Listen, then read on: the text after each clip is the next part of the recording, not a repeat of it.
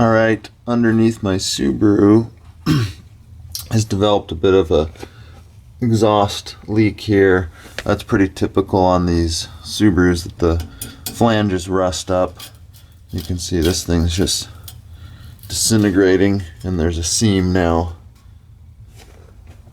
between these pipes, so it leaks.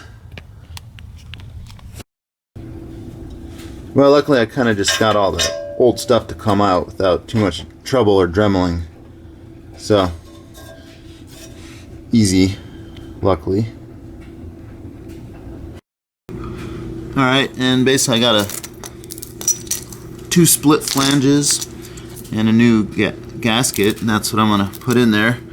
The Subaru dealer wanted 30 bucks or something for the gasket, so I just went down to the local auto parts store and got this one. I kind of had to drill these out a little bit to get it to fit in the bolts for the flange, but I think I'd rather spend $3 on that than 30 bucks.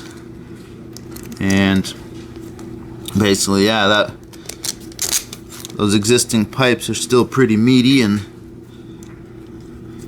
basically just sandwich all that together like so, and should be a pretty good fix. So I'll go put that on now. Alright, so I've got the split flanges on there and the gaskets on, but there is a little bit of a gap just because of how those pipes are over 10 years old. So what I'm going to do is first, before putting that stuff on, I'm going to slide on this little inner sleeve to go between the front and the back.